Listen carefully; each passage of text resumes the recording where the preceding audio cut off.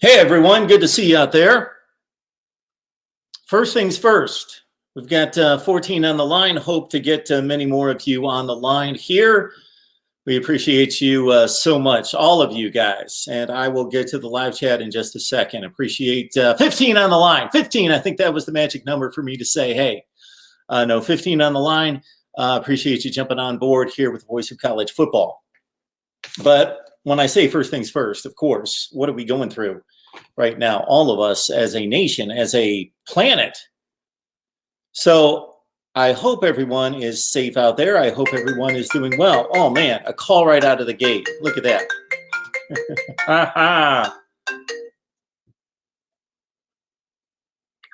Here we go. Mark Rogers TV, the Voice of College Football. Who do we have on the line? Hey, this is Josh Fortner from Georgia. Hey, Josh, how are you? I'm doing great. How are you?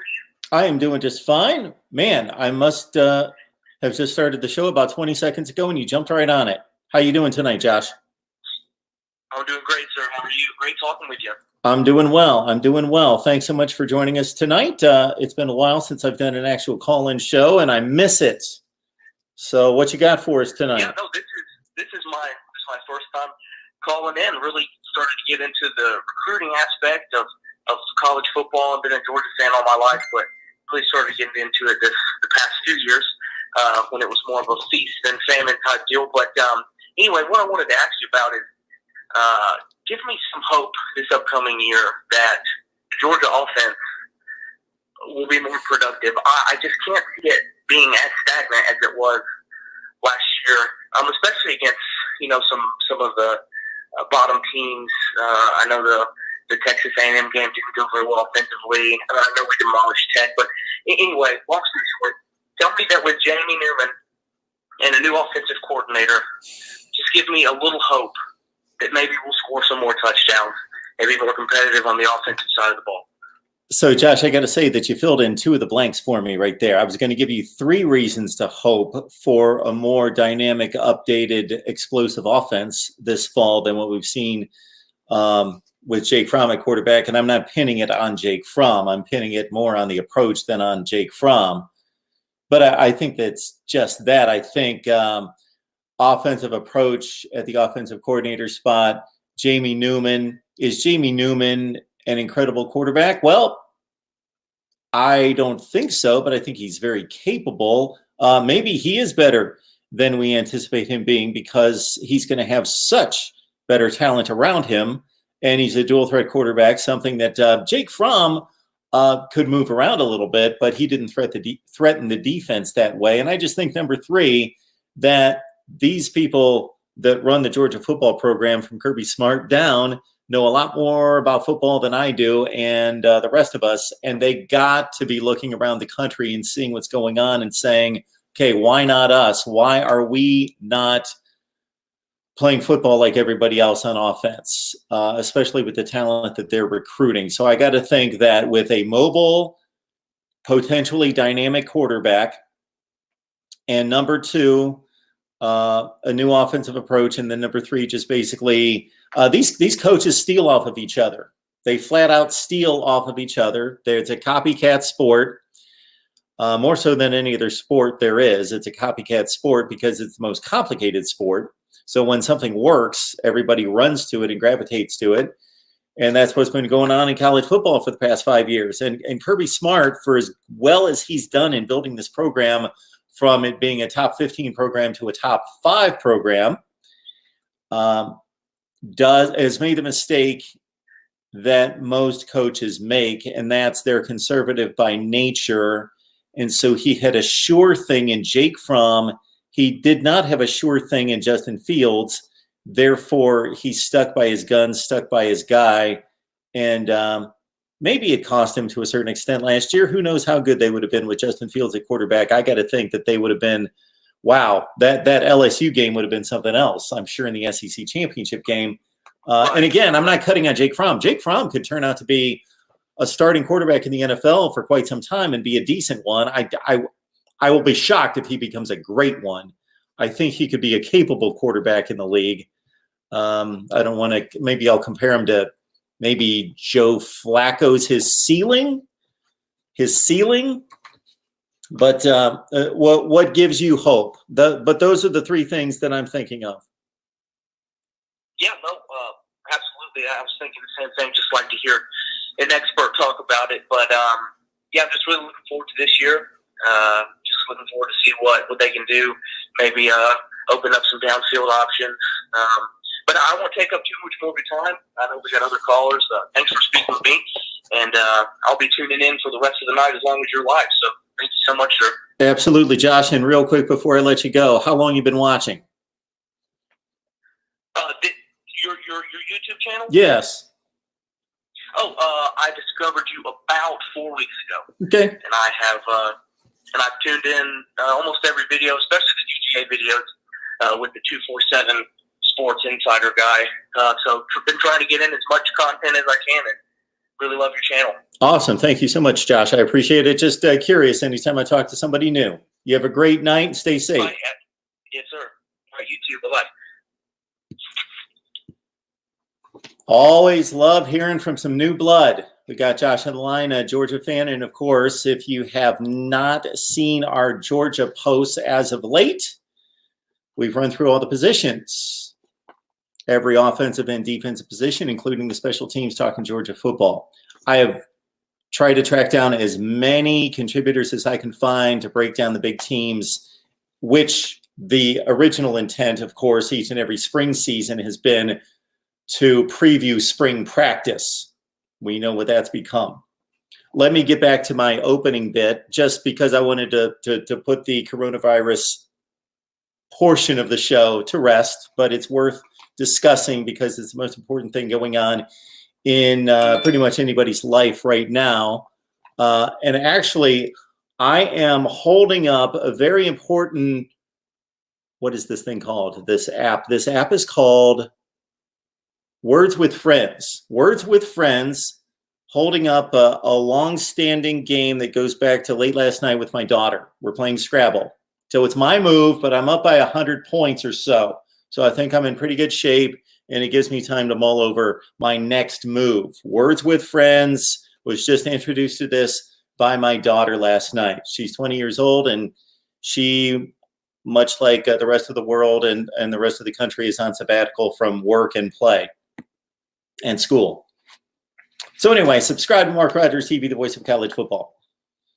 So again, I hope everybody out there is taking proper precautions, but at the same time, please, no paranoia, no fear. As I explained to my daughter and my son the other day, I think the fear and paranoia of few extrapolates out to many. So, for example, it affected me for the first time, I think, about a week ago when I went to the store. And the reason I went to the store is because I was hearing all the stories at work about what the stores looked like. I had no thought of besides being smart, being wise about the situation, of running out to the store and raiding the shelves. That was the furthest thing from my mind. But what did I end up doing? Well, I didn't do that. But I did go to the store when I didn't need to go to the store because I knew what was going on at the store. So as I explained to my daughter, I said, see, this is what happens. A small percentage of the population is fearful and paranoid. Then they go out and act irrationally. And then other people have to feed off of that. And then it becomes a panic situation. And it doesn't necessarily need to be. We did find out just a few minutes ago, I don't know when this was reported, but New Orleans Saints head coach Sean Payton has the coronavirus. I don't know when he tested positive, but it's been a while ago because he said he's feeling much better.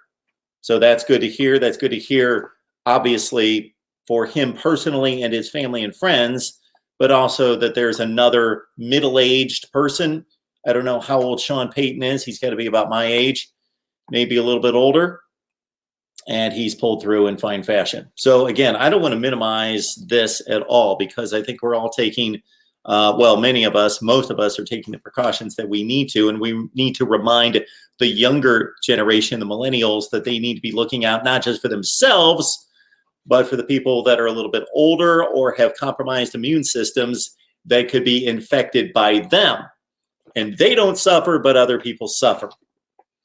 So I didn't want to go on a rant about that, but I did want to note the situation that's going on. And I was glad to take a Georgia football phone call right out of the gate. So the reason that I set up this live stream was actually to talk about my channel. So I have warned all of you for months and months and months, if not years, that we would do a live stream talking about my channel. But if you're going to call me and talk about college football, then you're going to hijack the show. But that's fine. It is Mark Rogers TV, the voice of college football. Who's on the line? Oh, they apparently didn't want to talk.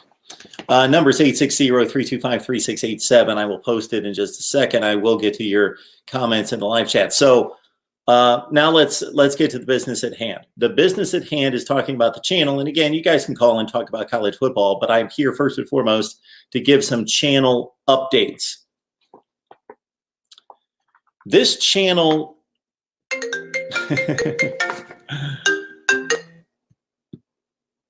call or two to decline. The call will start at the beep. It's Mark Rogers TV, the voice of college football. Who's on the line? Hey, Mark Rogers, how you doing? This is Christian. Hey, Christian, how are you? I'm doing good. You've probably seen me in your live chat. I go by Ballard Sports Media. I'm such a huge fan of football and, of course, your channel. And I kind of wanted to talk to you a little bit about the whole coronavirus impacting sports and football and everything. And a lot of talk and about, you know, whether or not we will have a football season. And I think that, you know, I think we're at a point where we really don't know, but, you know, I think the fact that it's impacting spring practice and everything, it's taking away time from players being able to get ready for the season is a huge deal. And I want to get your thoughts on that. I think that it's very, like it's really ruining sports right now. So. Well, there's no question it's ruining sports. If we're just focused on sports, and that's what we do here, it's completely ruined sports because we have no sports. We would be, as a nation, enjoying March Madness right now. Most of us enjoying an NBA season for those people that love the NBA. And, of course, those of us who love college football, checking out practice and preparing for spring games and checking out the next wave of players for our favorite college football team. Yeah. And for me, every college football team. So the way it compromises the season, Ballard, I think the deal is that we need to understand that the amount of time put into these college football teams by these individuals, and we're talking about off-season workouts, we're talking about the running and the weightlifting, talking about the individual workouts. So just days after the college football season is over, just days, a day or two after the college football season is over, those early enrollees come in and they're already working out. They're already working them out a couple days before they get the rest of the team together. They're working out, obviously, spring practice. They have 15 official sessions, but it's extrapolated beyond that. They have their individual workouts in the summer. Then they get back together in August, the first week of August, and go a full 4 weeks before the season starts. But let's also keep in mind that the number of hours that these coaches and athletes put into the game of football today versus 20 years ago, 30 years ago, 40 years ago is exponential. So over the years. Yes. I heard I went to go hear Jim Delaney, the former Big Ten commissioner, speak. I've heard him speak about 3 or 4 times. And he talked about it because he was a varsity basketball player at the University of North Carolina. They went to the Final Four when he was there. So that's about as high as you can go on the ladder of collegiate sports, playing basketball at North Carolina. And he talked about the demands placed on a student athlete in the late 60s, early 70s versus now, and it's nowhere close. So let's understand that these kids could prepare for a football season let's say we have no football, no practice, none of that allowed until the first day of August. They could still all prepare for a football season. And of course, nobody's at a disadvantage. They would all be working under the same guidelines. So nobody's at a disadvantage. So I don't think we're quite anywhere close to that. But I don't want to predict, just like you stated, none of us know. So I'm not sitting here saying there's no threat to the season because I don't know. Right. And you got to think with the coronavirus, obviously, I think in some areas of the country, for certain teams, it's worse in certain areas than it is others. Sure. But it's all of college football, so it really doesn't matter how bad it is right now. Everyone's pretty much, kind of sitting and just kind of waiting to see what happens and everything. Like, there's really nothing going on really anywhere. So, I mean, this is impacting, every team, I guess.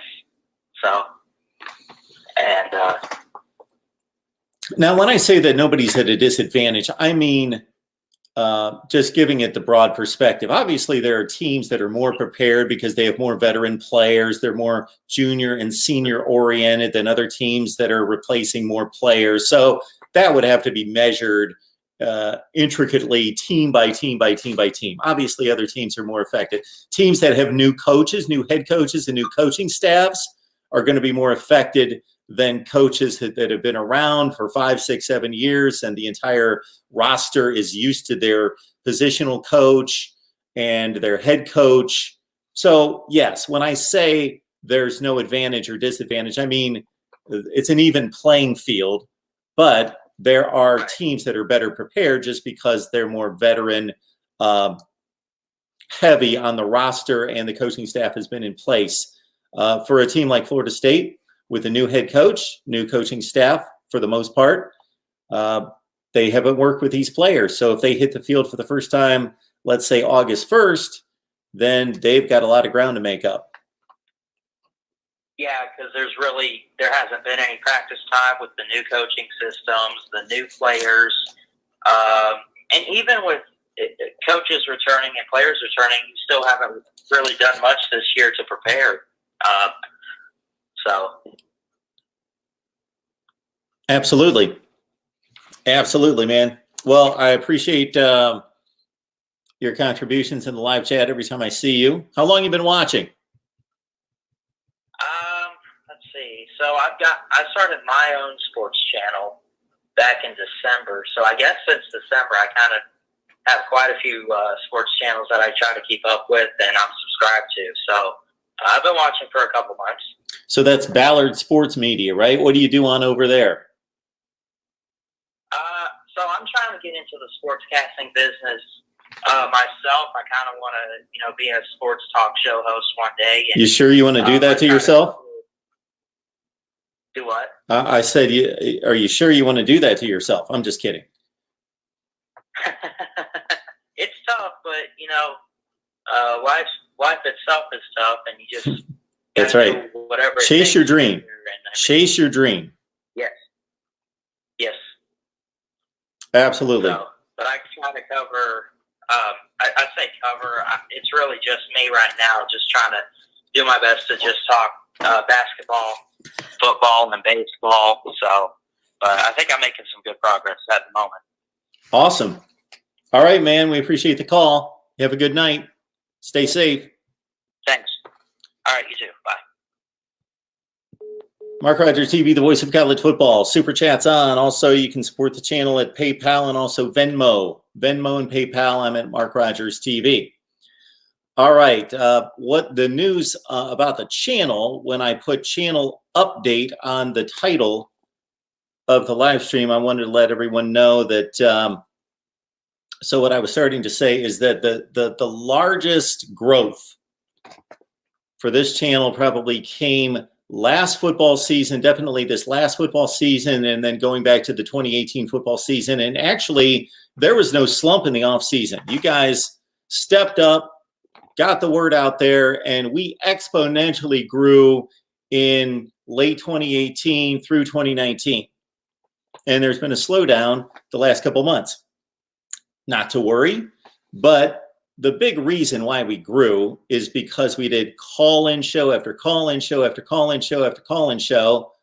And a lot of you old timers that have been on with me for years know exactly what I'm talking about. During the 2018 and 2019 college football seasons, especially in 2018, I was on here doing live streams all the time, taking calls all the time. I believe it's what we do best is the live call-in shows. So with that in mind, and also between the 2018 and 2019 college football seasons, we had a dedicated live stream schedule that we delivered every week without fail. So this is my attempt, and I've not been able to get back to a dedicated live stream schedule. So I apologize, but I also thank everyone out there that subscribes to the channel, stays up with the notifications, and stays with a fluid schedule and is able to jump on the live streams, because I know it's not easy to keep track of me and where I'm going to be and when we're going to go live. Because if you had any idea what my schedule looks like, you would understand. So this is what we've got going this off season.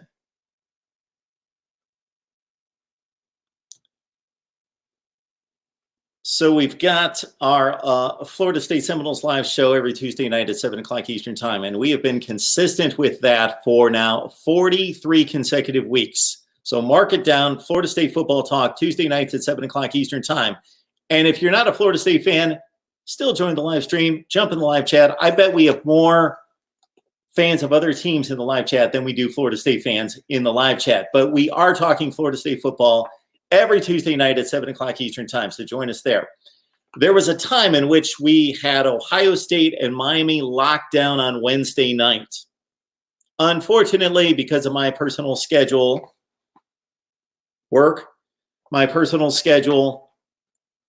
I can no longer dedicate Wednesday nights to Ohio State and Miami. We were able to move Florida State to Tuesday night, but because of the schedules of everyone involved in the Ohio State and Miami live streams, they float each week.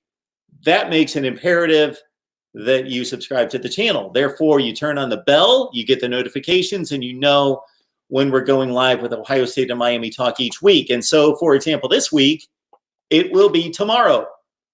On Friday at noon Eastern time, we're talking Ohio State football for 1 full hour.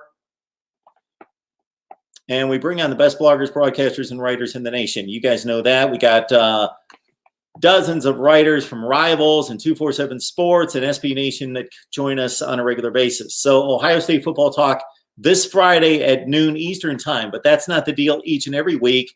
We have to float the Ohio State show. That's why you subscribe and get the notifications. Miami Talk live Friday at 1, tomorrow at 1 Eastern time. But again, that's not every Friday. That is this week, Friday at 1 o'clock Eastern time, Miami Talk. So please subscribe, turn on the bell with the notifications, and you will be able to track the Ohio State and Miami live streams. Okay. This is what I'm committing myself to. As I mentioned a few minutes ago, what we do best here at Mark Rogers TV, the voice of college football, is calling shows, talking college football, hardcore college football talk. And I apologize, we have gotten away from that since the end of the college football season.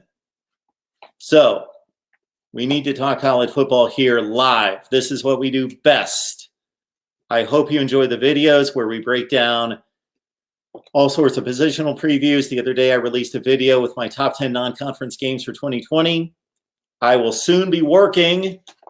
I've got the whiteboard right over here. Got the whiteboard ready. And you guys that have been watching me for a long time know when I got the whiteboard out, and I bought 2 new dry erase markers today.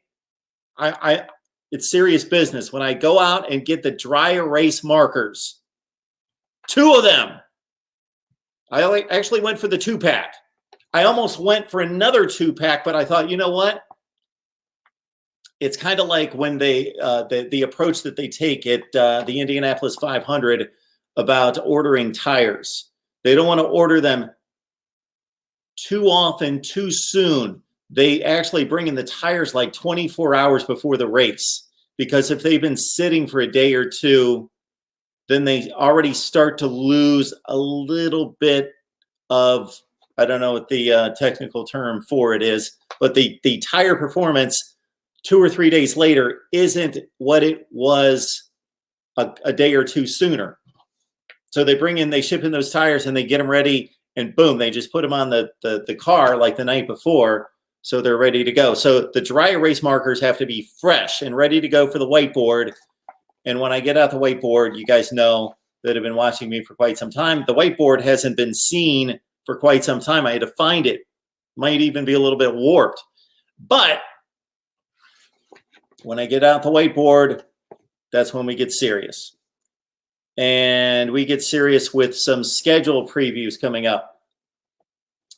Schedule previews and record projections coming up. We're going to dive in the deep end, I think, right out of the gate and do Rutgers. I think we're going to start with Rutgers. All right, look forward to that. All right, so anyway, I am dedicating myself to call-in shows on Sunday night, every Sunday night, starting this Sunday night coming up. So that is March 22nd, Sunday night at 10 o'clock Eastern Time. And to make it more viable for some of you folks that can watch during the day, Friday at noon. Every Friday at noon Eastern Time, every Sunday night at 10 o'clock Eastern Time, barring the occasional vacation or something that crops up personally. All right, there we go. Those are going to be call-in shows. It's funny because I've got a number of people that comment to me that only see the Miami and or the Ohio State or Florida State live streams. And they think all I do is come on here, introduce a show, turn it over to these bloggers, and kick back and let them talk. And I've got no opinion on college football. Little do they know. So you folks that have been watching for quite some time know I have much to say about college football, and that comes out in the call-in shows. So again, tomorrow, Ohio State at noon Eastern Time, Miami at 1 o'clock. Let's get to some of the live chat here. Oh, so I apologize. You guys started to comment at like 9:30, but much of that is wiped out. I know you guys can still go back and see probably the original comments, but I can't. I can only go back to 9:57. Where Cheryl let us know that she's not smoking nothing. So I don't know where that got started.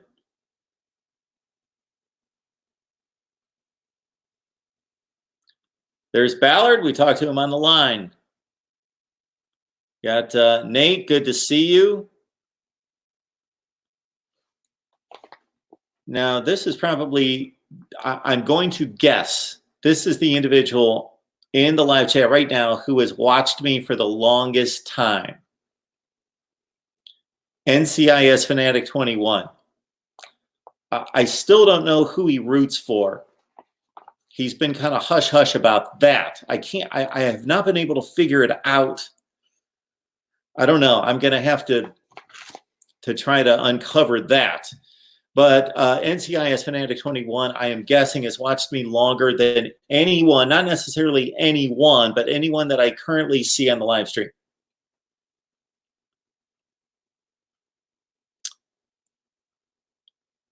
The dank, and I'm not even going to try to pronounce that word. Will you please do something other than the yeah, Florida State team? I mean, come on now. They are trash. Voice of College Football. We cover everybody. We do our best to cover everyone. And if you're wondering where the Rutgers or the Kansas or the Oregon State live streams are, I think you can figure that out.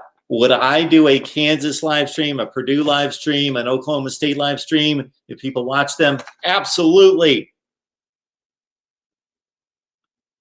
Alan V. Good morning. Check your clock. Good morning. By the way, speaking of clocks, you see what that is? I hope and pray that is legit, that means something, because you know what that is. I timed this out to August 29th, week 0. Gave it about no game times or kickoffs have been announced yet, but I'm guessing about 2 o'clock in the afternoon, Eastern time, we will have football on the field. If things clear up, and that's what we're looking at. 162 days, 16 hours from now, we will have live college football on the field. Gator TV, good to see you, Cheryl, as well. Is my hair dyed? I was asked that. It was hilarious. I used to do a little bit with a guy that I used to work with when I first did this channel, and we did a live stream each week. And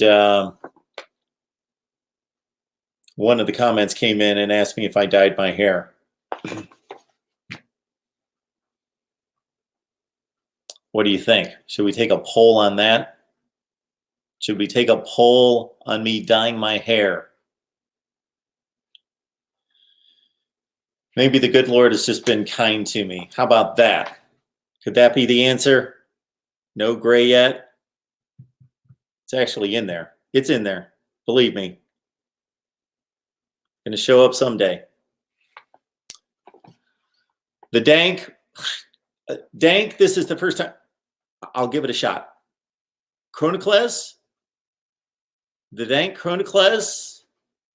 I've never seen your handle before anywhere in the comments or the live chat. So you know what this means.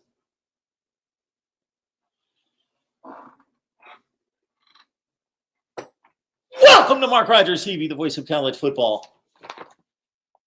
I'm guessing with that response, so adamant about us eliminating Florida State talk, that you're a Miami fan or a Florida fan. It's my guess.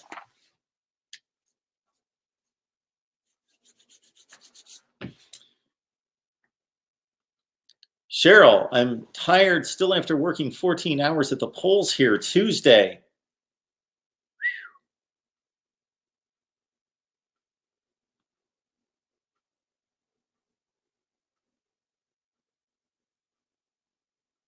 All right, I'm going to get us back on track here. The reason we're here is to provide a channel update. So again, for some of you that are just joining us, we've got a live stream schedule for the off season. It includes Sunday nights, 10 o'clock Eastern time call-in show, Fridays at noon Eastern time call-in show. That doesn't mean I'm not going to hop on here at any time. And for those of you that have been watching me for quite some time, know that that might be at 3 o'clock in the morning. That might be at any time possible that I will do a call-in show. That's what got this thing rolling to a certain extent. I'm not going to say our channel blew up, but relatively speaking, for the growth rate of the channel, that's what blew up the channel. And that's what I enjoy doing, and that's what I love doing more than anything else, is taking calls from everybody out there. So we're going to commit to this live stream schedule. Call-in show Sunday night at 10 o'clock Eastern time, Friday at noon Eastern time. And then, of course, we've got our 3 featured teams, Florida State, Ohio State, and Miami. And if you wonder why we favor those 3 teams, there's no football reason why. Just simply they're popular, and I have dedicated guests that can show up and have committed to doing those shows. Otherwise, will I do a Michigan live stream each week? Absolutely. Penn State, absolutely. Nebraska, whoever. Georgia. Josh, I would do a Georgia live stream each and every week. Absolutely. Now, there's only so many hours and so many live streams I can do each week. And that's another aim of this whole deal, is to do it full time. And we could do all sorts of live streams if that were the case. As I've mentioned a few times recently, let's see. 18,000 subscribers, a couple bucks from each per month. Bam, that would get it done right there. All right. Also want to let everyone know, please follow me on Twitter. This is what we're going to do on Twitter. And I am not going to sell myself on Twitter, meaning if you follow me on Twitter, do not expect some zany, crazy, off-the-wall banter from me on Twitter. I'm not one of these people that comment on Twitter all the time and leave my opinion strewn all over the internet. I have at times taken part in conversations. I've had friendly arguments with the likes of Tom Luganbill and Tim Brando, most notably on Twitter. So I will engage on Twitter if I'm sucked into it, but that's not what I do on a daily basis. I'm not a big Twitter guy, but it's important for the strength and the health of the channel that you follow me on Twitter at Mark Rogers TV. And to provide some incentive, what we're going to do going forward is post a poll, Voice of College Football poll on Twitter. I am not going to foolishly commit to daily, but on a regular basis. I'm going to attempt to make it daily. It may not be posted each and every day, but on a regular basis, we're going to post a poll, much like we did last week. So last week, we posted 2 polls on Twitter, and I copied those polls, and I also included them on our community page on the YouTube channel. One was for Florida State fans. Are you pleased with the hiring of Mike Norvell? Yes or no? And we received upwards of 600 votes. And that came out about 83% in favor of Mike Norvell's hiring. I was a bit surprised at that vote of confidence. The other poll that we posted was to Miami fans. Are you happy that Manny Diaz is your head coach? Are you happy that Manny Diaz is your head coach right now?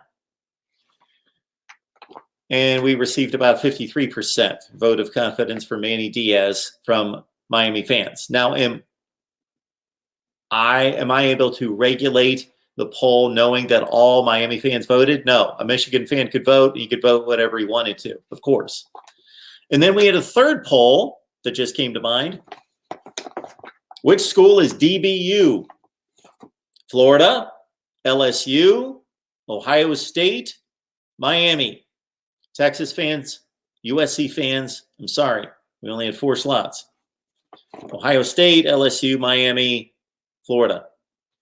I did not check out the results of that poll. So anyway, if you're on Twitter, please follow me at Mark Rogers TV, the voice of college football. It's just Mark Rogers TV. There it is.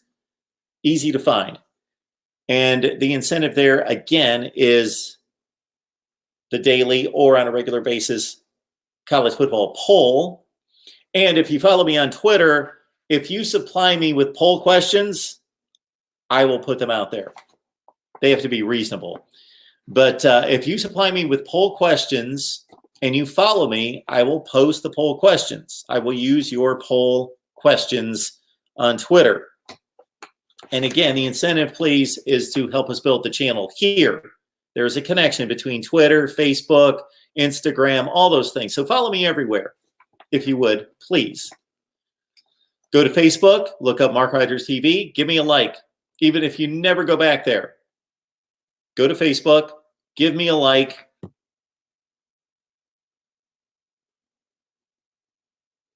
There it is. I came prepared tonight, as you can see with the banners. I came prepared. I many times sit down, hit live, go to air, bam, and start talking. But tonight I actually took about 20 minutes and prepared. So as the banner would say, please give me a like on Facebook at Mark Rogers TV. Also on Instagram. And again, I'm not going to sell you on there being anything outstanding on any of those platforms right now, but you are helping us build the channel here. And as we build it out here, I will add to what we do on Twitter, Facebook, Instagram, but I can only commit myself as one person. I'm a one-man operation. with a full-time job elsewhere, so I can only get so much done. We do our best, and I don't want to. I am famous for, I admit it, biting off more than I can chew. I want to do this. I want to do that. I want to do this. You should see to-do lists. I've got to-do lists. They're like all over the place. I want to do everything. But the best way to do this is let's attack the next thing, get it done right, establish it. Okay, move on to the next thing. Speaking of which, leaning on the advice and direction of some professionals, I've started an audio podcast. So many of you know that I was repurposing the videos via audio on all the major audio platforms. So you can find me, Mark Rogers TV, the voice of college football, on the audio platform of your choice. What you are now going to find is that is a vehicle to get people to YouTube. So each and every Sunday night for release first thing Monday morning, 5 a.m. Eastern time, will be an audio podcast from me that is much of what you hear here. But again, if you want to support the channel, please find me on your favorite audio platform. Subscribe, rate, review, subscribe, rate, review on your favorite audio platform. And we are moving people from that audio platform and encouraging them, just giving them a little taste of what we do and saying, hey, if you want to hear a whole lot more, come on over to YouTube. I'll let people know out there that this YouTube situation is a bit tricky. You probably know of a favorite YouTuber of yours out there somewhere. I'm not thinking of anyone specifically, but it's tricky to navigate the various guidelines. So right now I'm dealing with a YouTube situation in which they've given me a warning. And for anybody that watches me on a regular basis, they're probably thinking, warning for what, Mark? You deliver like a G-rated show. Exactly. So there's something down in the description section that I've had to remove to please YouTube. Unfortunately, I've only posted about a zillion videos. I've literally posted, for those of you who have only been with me a short time, there are literally over 10,000 videos on this channel. 10,000 videos. So I've had to go through a couple thousand videos. And when I was trying to be producing college football content over the past few days, I've had to be going video by video by video by video, going into the description section and pulling out a specific item to please YouTube and make sure that I don't get pulled off YouTube. Did I say follow me on Twitter? I think I got to that, yes. We're going to have Twitter polls. So again, if you follow me on Twitter, and I can verify that, then if you want to supply me with recommendations for poll questions, I'll get those out on Twitter. So please do that.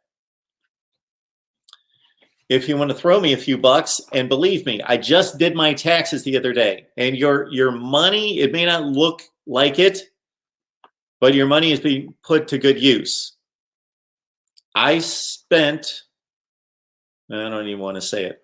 Anyway, I spent a lot of money, and again, you can see that it doesn't necessarily show. But for example, for those of you that were around last August, we went down to the opening game of the college football season, Miami and Florida in Orlando, and covered the game from there. And I tried out some different things. So we're going to work on the set. I've got something ordered that is hopefully going to spruce up the set. It is en route right now from our friends at U Printing. And we're going to rearrange some things here. I'm going to try some lighting that hopefully is going to be better. For many of you that have watched for quite some time, you know that I've been complaining on a regular basis about my call-in format. And even right now, I decided to go without the mic because it makes it easier for all of you to hear the calls that come in.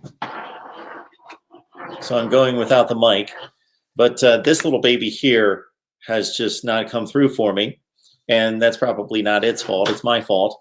So we are still working on setting up the call-in process properly. So my apologies there. That was my number one goal of the off season. We're 2 months into the off season and I still haven't figured it out. So shame on me. But improving the call-in process were two of my big goals. A third major goal of the off season was to boost Patreon. For those of you, if you follow me on Patreon, if you are a Patreon member of the Voice of College Football community, please let me know I already know who my patrons are. I can go to Patreon and look that up. But let me know in the comments section, because I just want to thank you, and I hope I've sufficiently thanked you. So basically, I will tell you right now, if you join me on Patreon, you are doing so because you want to support what I'm doing here. But that is not where we're going to stop. But I just have not had the time or the resources to dedicate to Patreon. But I will let you know that if you join me on Patreon, as I'm reminding our folks on Patreon all the time, I am offering an exclusive live stream there each and every week for whomever wants to take me up on it, for you to come on just like a regular guest, and we'll have a live stream. We'll kick around college football. So that is my offer to you on Patreon for right now. That is the one major offer that I will deliver an exclusive live stream per request each week on Patreon.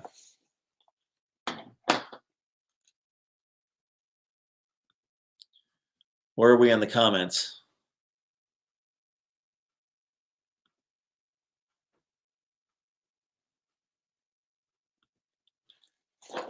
Jay Pulick, again, this is the comment of the week right here. Who fours your hair and it died?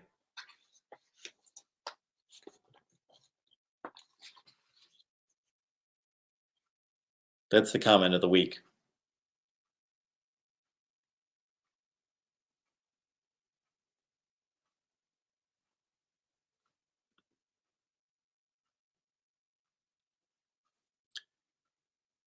NCIS Fanatic 21 and I we're like this, right in line.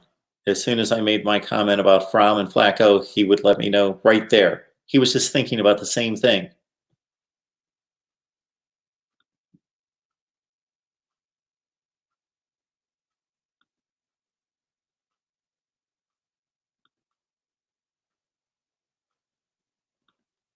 It was great to hear from you, Josh. Thank you so much for making yourself known and calling tonight. It's great to hear that somebody just joined us here in the last month. Big Georgia fan.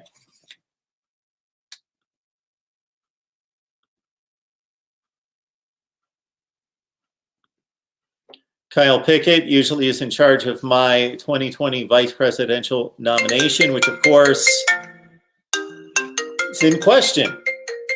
It's going to be difficult. The call will start at the beep. Okay, it's Mark Rogers TV, the voice of college football. Who's on the line? Hey, Mark, it's McD Sports 4. McD Sports 4. How are you? I'm doing okay. Have a big cold, but besides that, pretty good. Okay, so I'm listening. I want you to continue to talk. I will be back in just a second, but I can hear every word. I am grabbing something just for your benefit, okay? So start the phone call. Okay. I guess go Terps. I mean, I was going to talk about some of the games. You're never at a loss for words, McD. I thought I was putting the show in good hands, letting you just talk. Can you see me right now? I can see you. Yes, sir. So I got my whiteboard here, and I was going to start my schedule previews, and I had you in mind because I was starting at the bottom of the Big Ten. So I started with Rutgers, And then I went to Maryland, and I was thinking, what would McD, because I was going to list the games, of course, list the schedule, and I was going to name each game as either almost a sure win, almost a sure loss, or a toss-up.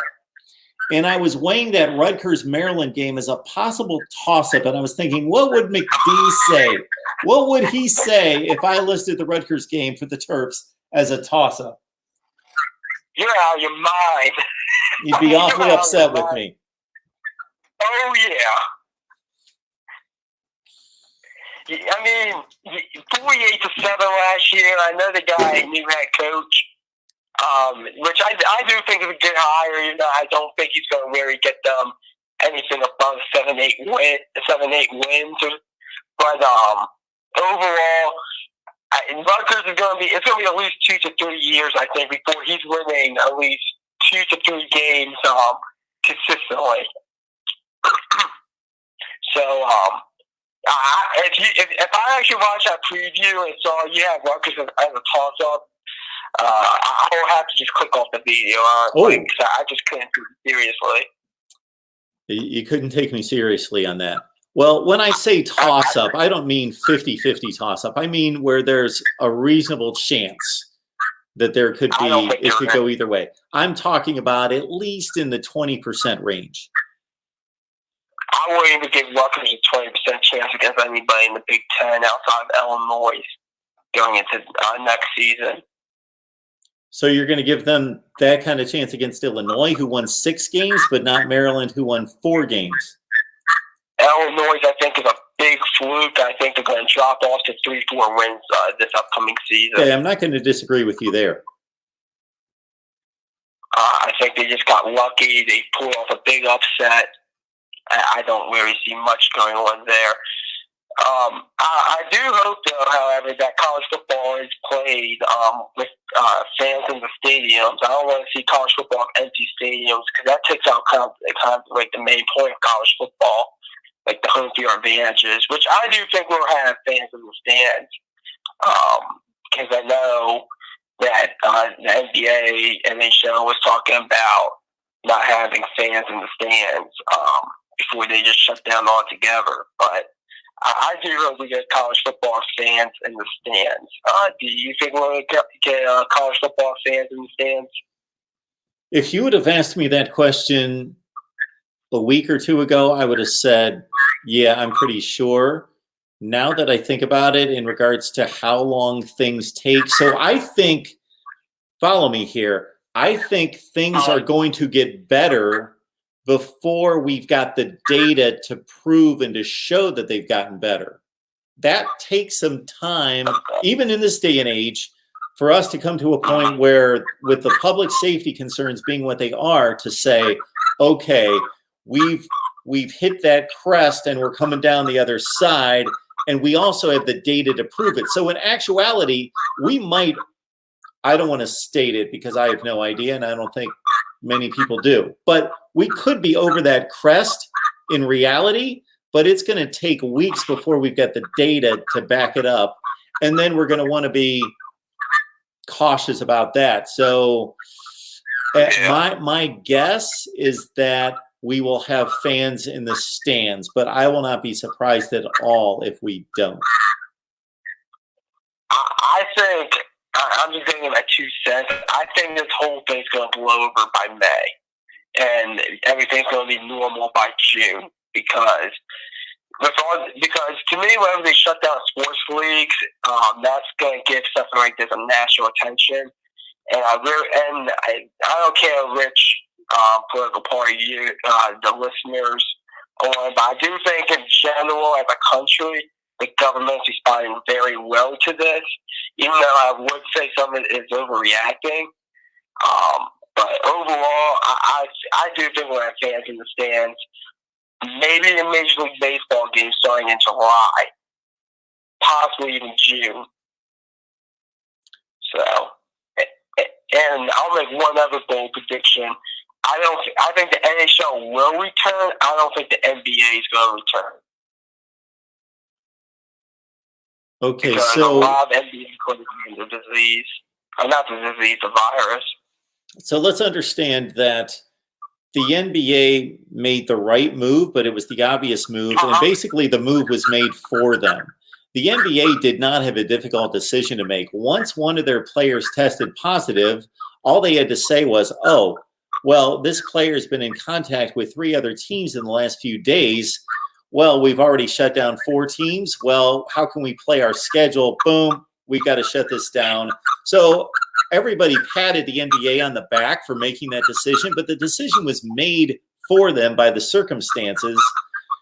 And then once, because college basketball was being played and with the pressure of the comparison between professionals are shutting down and amateurs are not shutting down, as soon as one major league made the announcement that they were not going to be playing its games, and I think that was the Big Ten, I'm not positive, but then that puts the pressure on the other leagues where at that point it becomes nothing but PR decisions.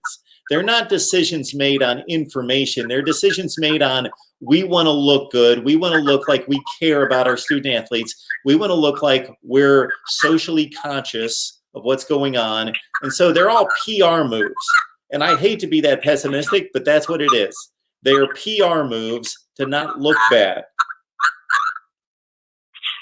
Yeah, I mean, and personally, I agree they made the right decision. And it was an easy decision as well. But, I mean, you have, I think, 2 Lakers, 4 Brooklyn Nets, 3 76ers. I mean, it's all throughout the NBA. Well, at this point, yes. But they made that decision after one case. Yeah, but I'm saying with all the people getting in the NBA now, I just don't think there's going to be the NBA season coming back. Sure.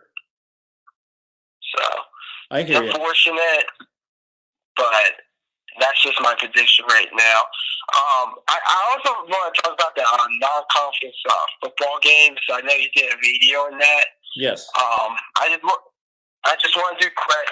I just want to do credit on. I just want to give credit to you making that video. I do want to just talk about the Maryland West Virginia game real quick. Yeah. Hey, you know what? And you made a comment to the channel, to the video about that particular game. But believe me, McD, I've got a list of games, and I wrote that game down. It was under consideration. I'm thinking about doing as I did last year, a under the radar non-conference games, and that certainly would be one of them. Yeah, I really think that that game's going to be a great game either way, even if my Terps do decide to go out there and lose. Which at this time I do think we go in there and beat them because I just think talent-wise we're better than them. I'm not going to get into it because I'll go on a little rant, but I hope that game gets the big new kickoff on Fox. I know you can't really comment on that much, but I really hope that game gets the big noon kickoff because that week, the big game of the week that week, in week 3, is going to be Georgia, Alabama, and that's definitely going to be a CBS, SEC.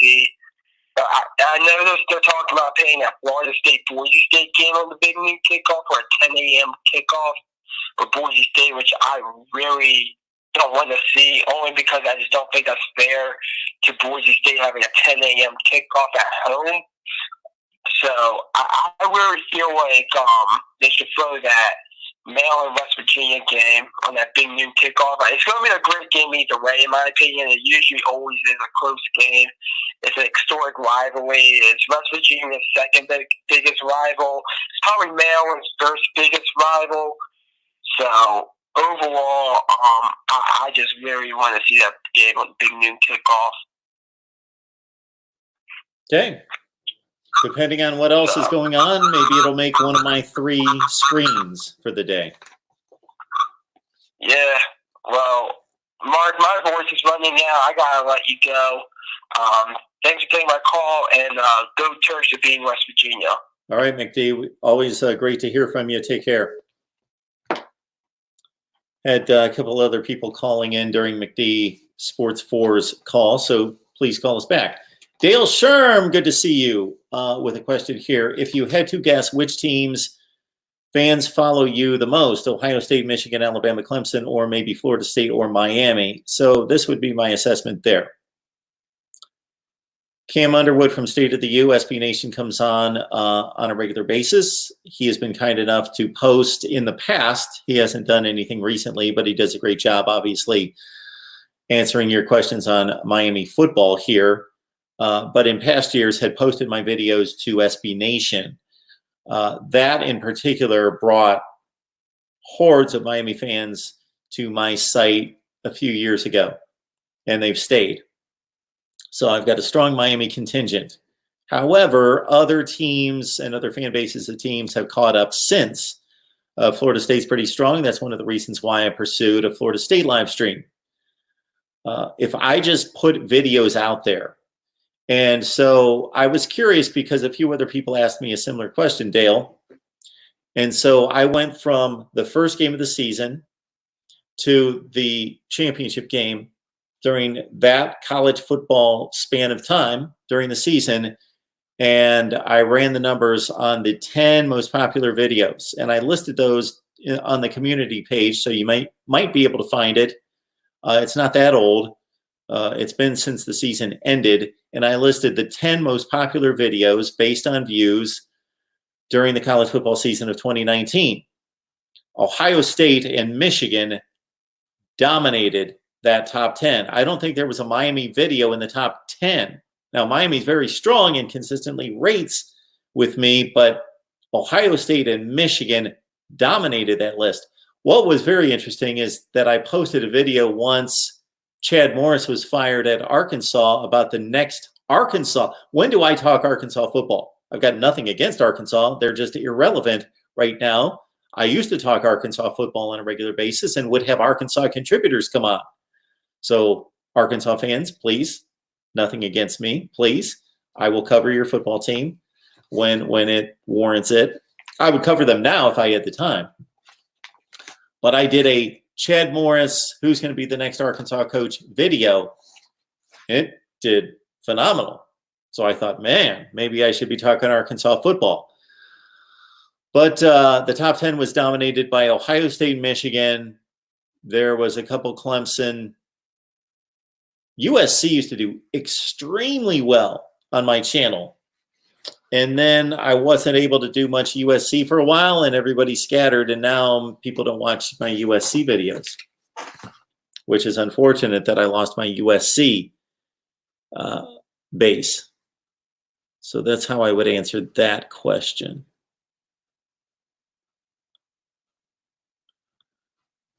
So again, I'm going to apologize for anyone who left a comment in the live chat that I can't get to. So what happens is that I don't see the same stream that you see.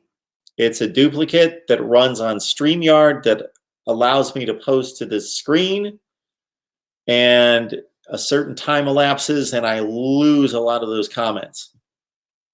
So it's skipped from like 10:25 to 10:43. So I missed all those comments. So I apologize.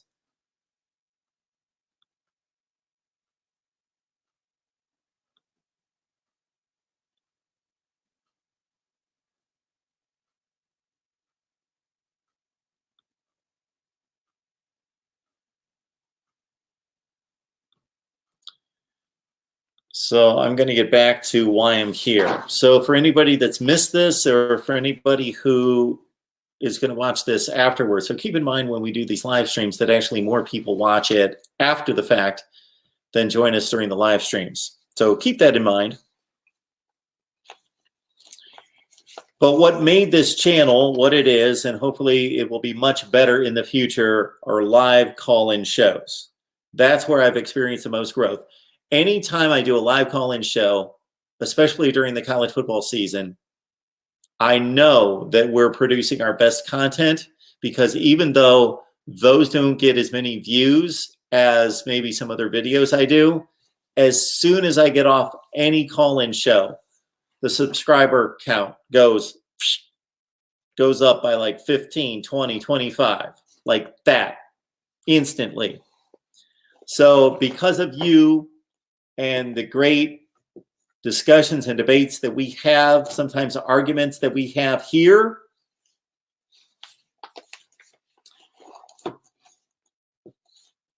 is the reason why the subscriber counts go up and the best content we produce are the call-in shows.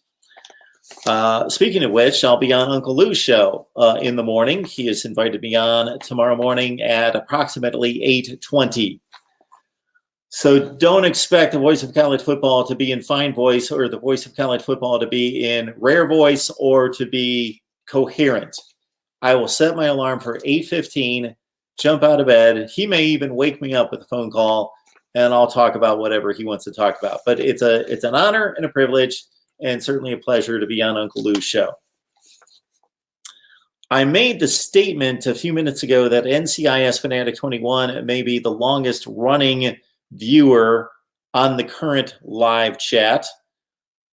George might be close or maybe surpassing. I don't think he surpasses NCIS Fanatic 21, but George will always remain, unless he just falls off the face of the earth, will always remain the highest, most frequent commenter to the channel.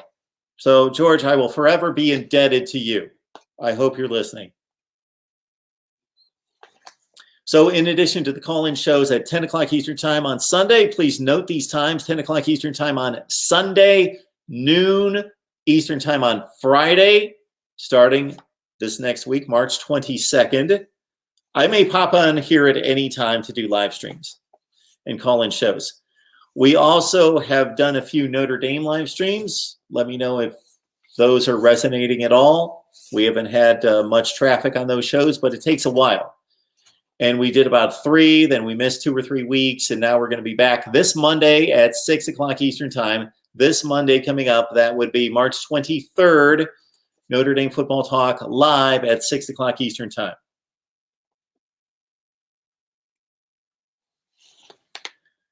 And again, this is the homework for all of you. Please like the videos, comment to the videos, let me know what you think, share the videos out on social media, and subscribe. And for those of you who do all those things, I am indebted to you. I truly am. And I don't say that lightly at all. Believe me, I am fascinated sometimes, and I am appreciative, and I am humbled by the fact that all of you listen to what I have to say about college football.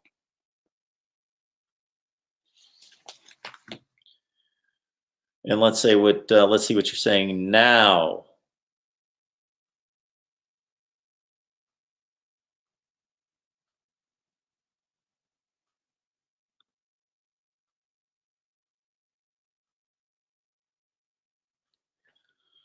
I have asked this question of a few people that I know just because I'm curious, and it's very unofficial and very minuscule to think that it means anything or is significant. But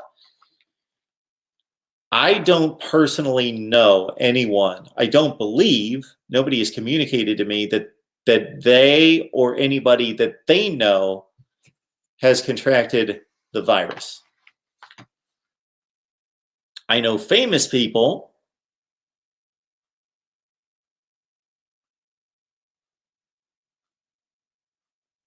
Dale, will Nebraska ever be Nebraska again? The answer is no.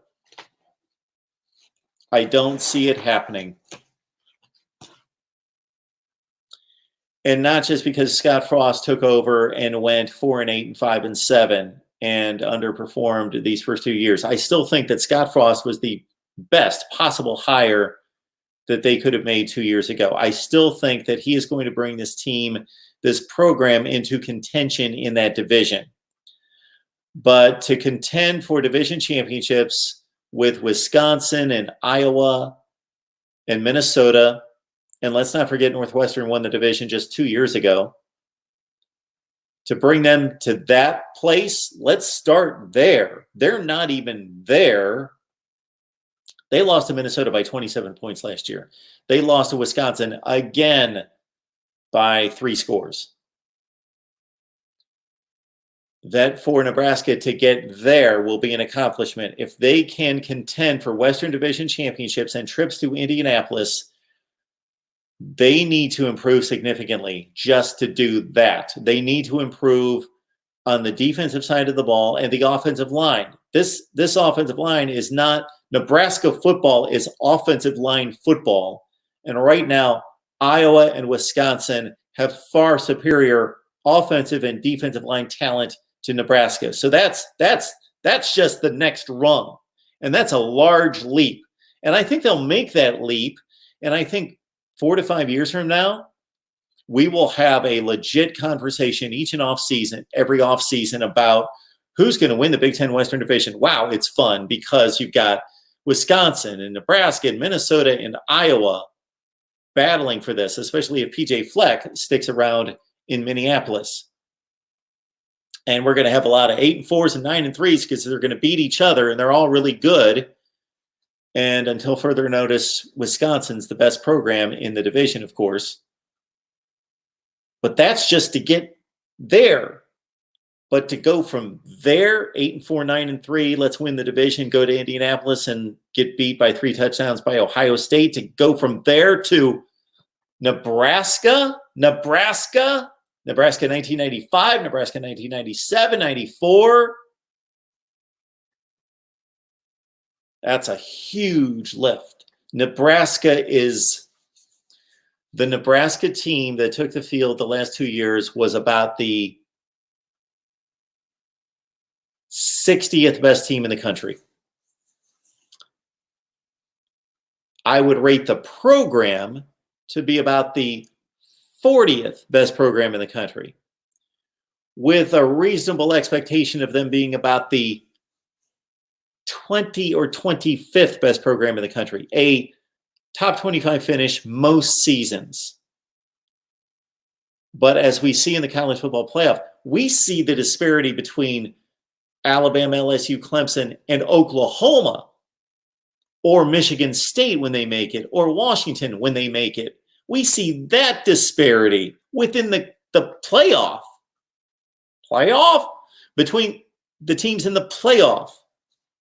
And then to go from that to the Michigans and the Penn States and those teams, and really that's probably the disparity in the playoff. If you would have put Penn State, a good Penn State team, or Michigan or Wisconsin, don't want to keep it just to the Big Ten, but some of the lesser team or the next tier teams in the SEC, Auburn, Florida, if we would have put them in the playoff just as an experiment, that would be an interesting experiment actually, is to actually grab one of those teams and throw them in the playoff. The last 3 or 4 years, they would probably be losing, like Notre Dame lost to Clemson 2 years ago, 30-3. When the intensity is ramped up to that degree, when Alabama and Clemson are at their peak, and what we saw out of LSU, and when Ohio State's really on fire and playing well and elite, those teams, that talent, Georgia, 2017 Georgia, those teams versus Penn State and Michigan and Wisconsin and Stanford when they were good, and USC when they were good. Recently, 2016, Sam Darnold, good, not great. Pete Carroll, good. That's a leap. That's a leap. Look at Oklahoma every year. They can't get there. And we're talking about Nebraska. They just have too much recruiting to make up, and they're not in the place to do the recruiting. We could pick up that football program and move them to South Florida or anywhere in Florida, anywhere in Texas, anywhere in California. I'd say, yeah, they've got a fighting chance to make that. It would still be a difficult lift, but they could do it. They've got the coach. I still believe in Scott Frost. They've got the tradition. They've got the fan base. They've got the money. They've got the resources. They can't get all the players there that they need to be able to do it. So Nebraska fans, I know you don't want to hear that, but you are mired in 9-3 ceiling. The ceiling, 9-3 for the foreseeable future.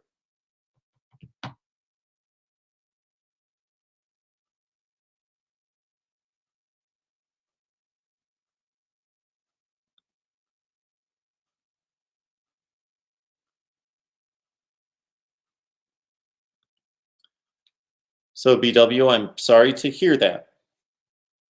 I, again, was just doing an informal poll of sorts.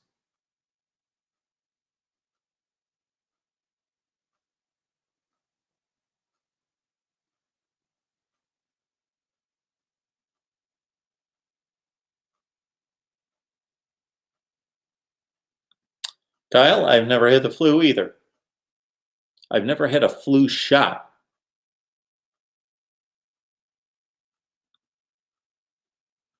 Kyle, coming through for me. This is probably after I called for it. And again, if we're going to be hopeful, 162 days until college football.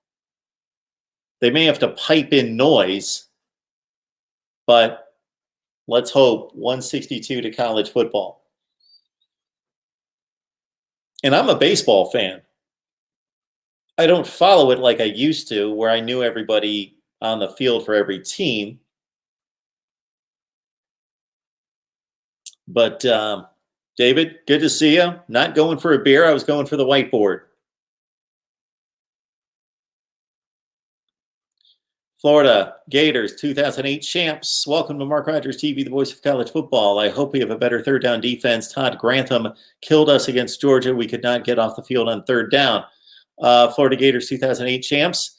I actually skimmed through the 2008 championship game just today, the game against Oklahoma. Skimmed through, watched about 20 plays. It was on my YouTube feed, and I gave it a look. Tried to refresh my memory of how that game went. It was 14-all with about 9 minutes left. It was 14-all with about 9 minutes left. 24-14 final.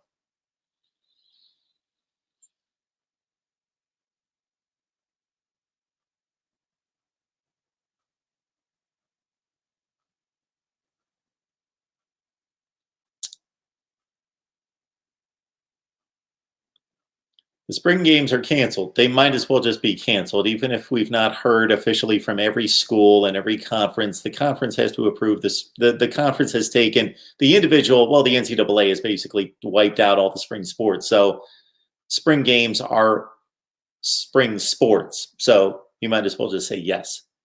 Yes, there will be no spring games.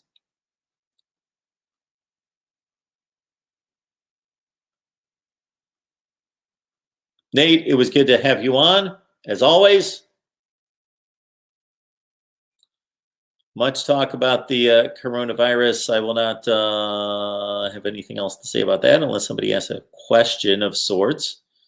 Please, let's play nice in the comments section. Please, please, please.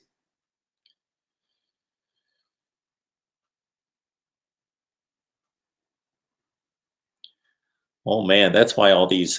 That's why the feed was just going on. I saw like 150 comments, 170 comments, and I thought I better get to the comment section. Well, it's all about the coronavirus. David, the Buckeyes were just starting to play some good basketball. We don't talk basketball here, David. Dale, Mark, what area of the country do most of your viewers come from? The SEC, the Big 10, the Big 12, or the ACC? Ever consider adding a screener producer? Oh, boy, I tell you, Dale. I at one point had 2 interns working for me who did a fine job, but they're tough to hold on to because they've got their own careers and their own thoughts about building their own deals.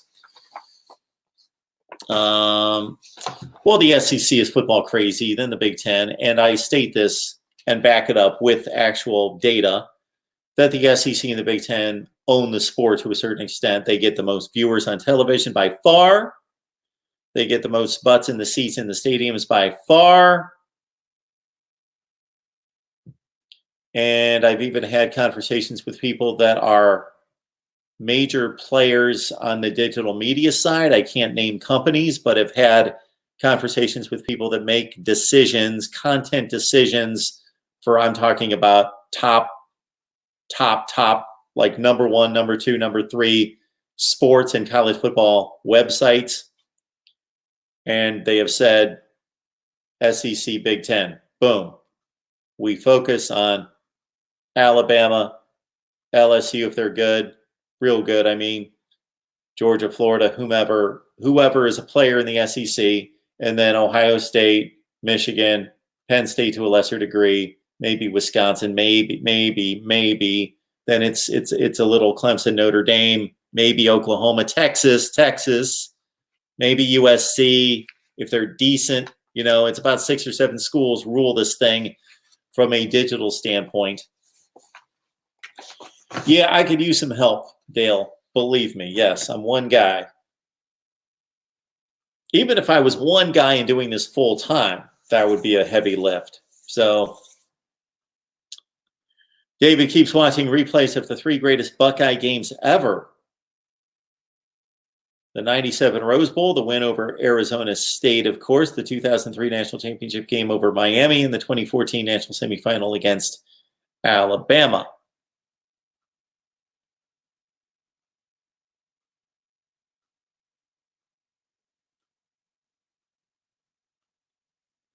Dennis, good to see you, man. Nobody is caught up with Miami. Don't know about that, but I appreciate my Miami fans that keep watching. I do.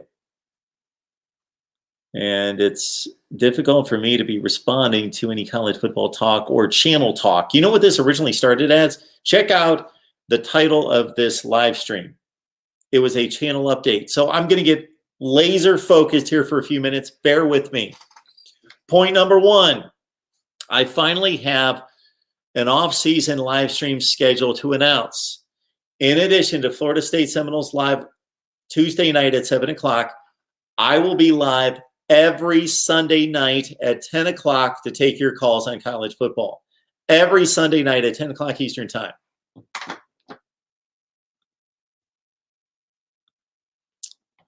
And also Friday at noon Eastern time. Now, there may be a slight variation to that if something changes with a work schedule or a personal situation. So that may vary from time to time, but I'm going to do my best to stay dedicated to Sunday night at 10 o'clock Eastern time, Friday at noon Eastern time. For those of you that cannot watch those, I'm sorry. I will jump on here live as much as I possibly can while still trying to create other content of note. Join me on Patreon, and I will be straight up with you. If you just go on Patreon and just sit there and wait for me to deliver, you are not going to get your $5 worth each month. But the people that are currently on Patreon are telling me, Mark, we don't care. We believe in you. We are showing our contribution to you here to support your YouTube product. We appreciate the 90, 100, 110 videos a month on YouTube. We are just here on Patreon to support you. I don't want that to be the case long term. I want to provide extra value on Patreon. So what is available there? Think about this. And I say this because this was a suggestion of about 25 people roughly a year ago. You out there suggested when I said, what can I do on Patreon that would be valuable to you? What would you want me to do? You know what they said? And many of you, this might be the case. You said, we would love to have the opportunity to do live streams with you like your guests do, to come on and talk college football. And I went, it's a great idea. So on Patreon, I stated very clearly right there, I will do one exclusive live stream, only to be seen on Patreon, one per week, per request. I'm not just going to go on there and do a live stream that nobody's going to watch. Per request, I will do a live stream there each week, exclusive live stream, and bring you on. And here's the vision. Sometimes I'm asked, what's the vision? Well, this is just a tiny sliver of the vision as it pertains to Patreon, is to bring people on constantly, to have like 1,000 of you watching, vision, Keep in mind, this is vision. You got to think big. 1,000 of you watching, and I'm just constantly bringing you on. Like you see with the 4 squares for like a Florida State or Ohio State live stream, where you see 4 squares and 4 of us talking and discussing college football. That's what I want that to look like. So that's the offer on Patreon, exclusive live stream with you.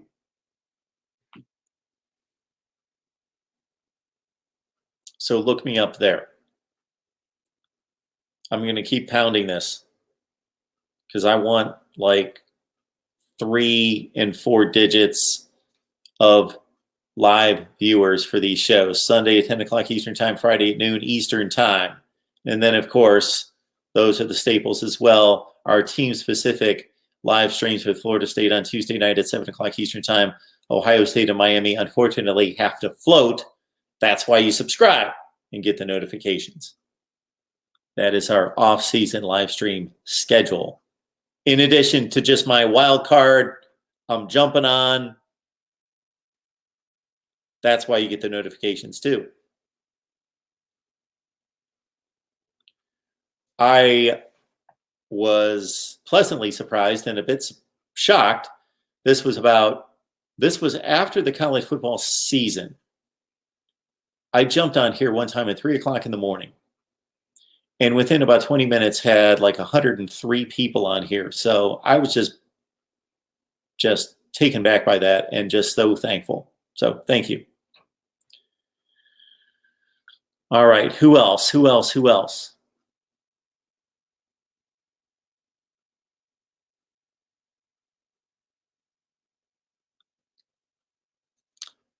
Mike is asking, what do you think N'Kosi Perry's future going to be like? First of all, Mike,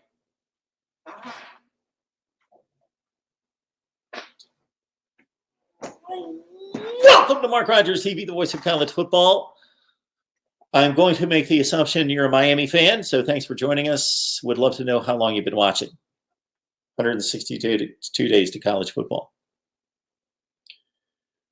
I think that N'Kosi Perry's future, if he stays with Miami, is that he's going to be a backup quarterback. But how many quarterbacks get hurt or are compromised to a certain degree during the season where they miss 2 or 3 games?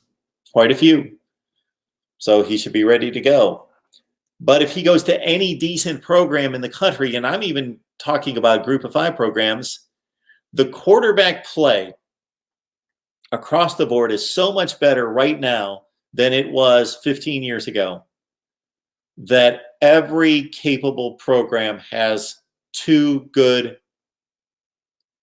Most capable programs out there have 2 really good quarterbacks, capable quarterbacks that could come in and complete 60% of their passes for a season if they were suddenly the starter and throw significantly more touchdowns than interceptions.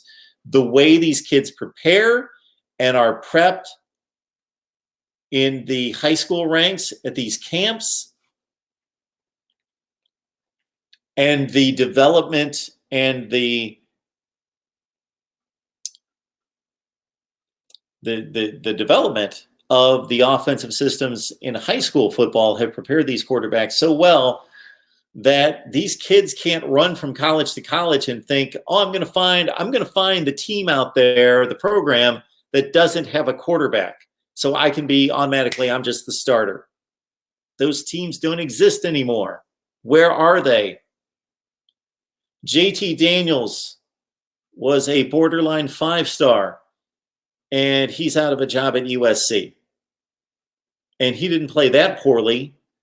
He didn't play that well, but he didn't play that poorly considering he was a true freshman and the team really collapsed around him, and he had little support from an offensive play caller or quarterback developer that was worthy. T. Martin's good, and I'm talking USC 2 years ago. And now he probably won't get his job back. JT Daniels, who was the talk of college football, especially in the Pac-12 2 years ago. So N'Kosi Perry, think about the programs across the country and Sure, you can find a number of teams where he would be able to compete for the job, but where he would definitely win the job, they're tough to find. Unless he wants to go to Illinois or go to Kansas, and I'm not going to pretend to know their quarterback situations off the top of my head right now. That's why there's the off season for me to prepare, so I know everybody's situation going into the season. Luke, I have little idea. I did read an article on Travion Henderson just the other day, so I will tell you that I've been looking at that. But to give you a legitimate, maybe I should fake it a little bit better on here than I do. But I will tell you right out when I don't have an opinion on something, rather than make something up. I don't know. I don't know. Again, I have followed their recruitment of him, and again, I read an article in particular. I believe it was on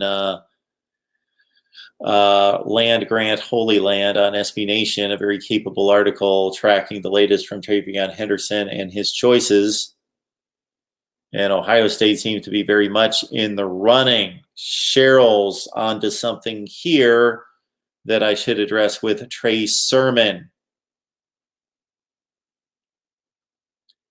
Trey Sermon should seriously look at Ohio State's running back situation because he's a stud. They're a stud program that's loaded everywhere, but running back, at least in terms of proven running backs, there could be a lot of touches in store for Trey Sermon in Columbus.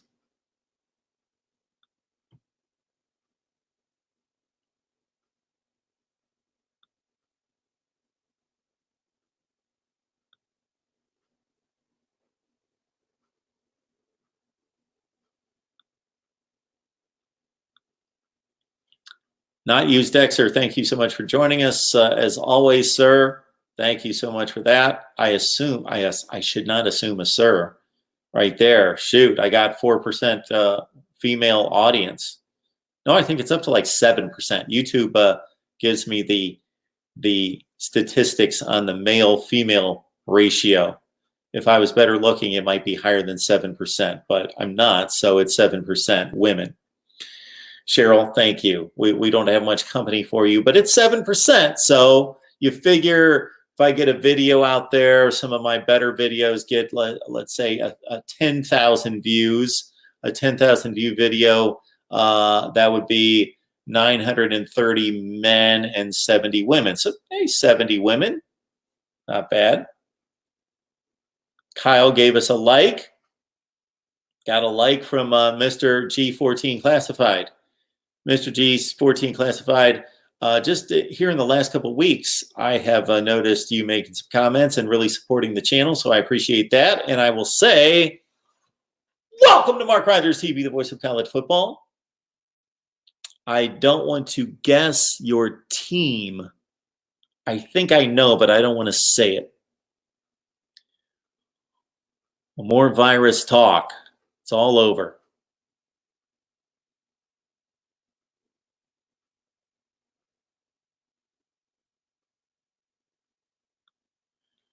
Terry, good to see you. Terry, got to give it to you. Maybe this is just going to be too many for the night, but Terry, I can't leave you out.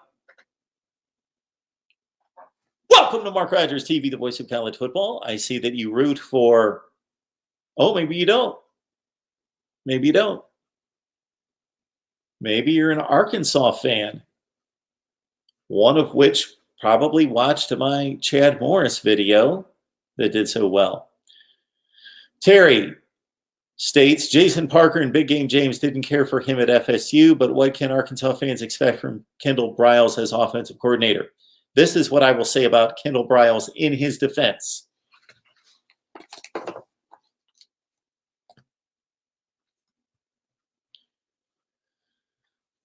Kendall Briles, check out his stops everywhere he has been.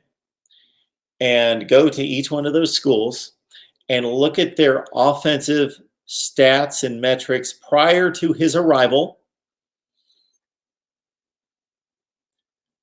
how they performed while he was calling the plays and running the offense, and then what happened afterwards. This is what you will see. You will see rankings in the 90, 100, 105 level. Then you will see they took off when he was there. And then he left and they dropped again. You will see that consistently from the 3 previous programs where he was the offensive coordinator. And I brought that up during one of our Florida State discussions about Kendall Briles, and I heard the excuse that, well, first of all, one of the excuses was uttered by somebody on the show. I won't embarrass them, but they really didn't understand evaluation of statistics.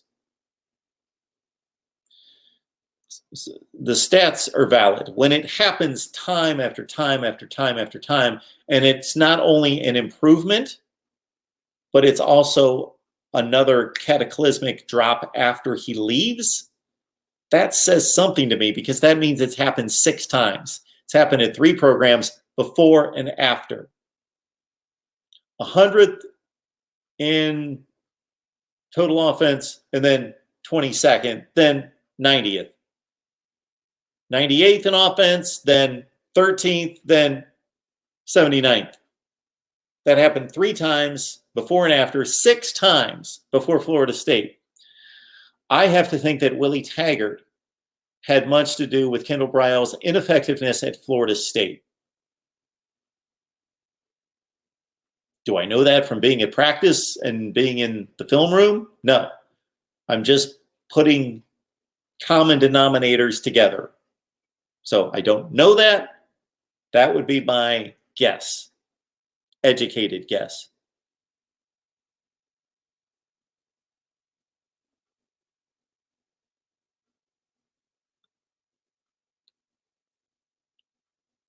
$28.80.28. Always enjoy the conversation with him when he calls in, and just reiterating what I had to say about Nebraska.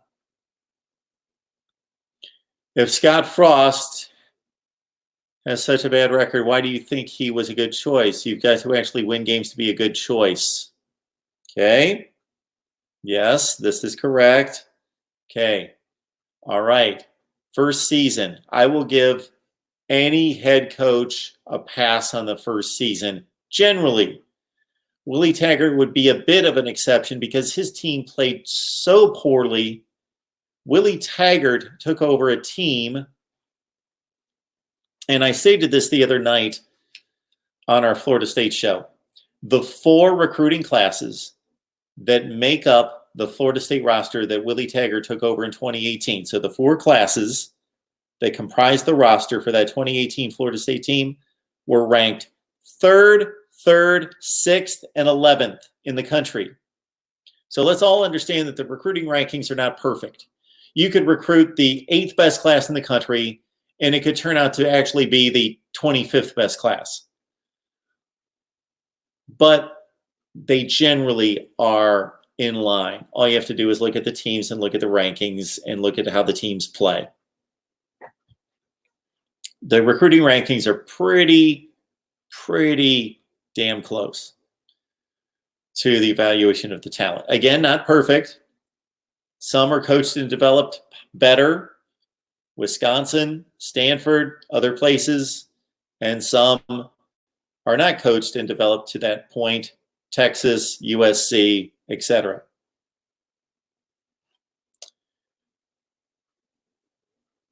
So my point being that I generally give coaches a bye week, a bye season, a pass, I should say, a mulligan for the first season.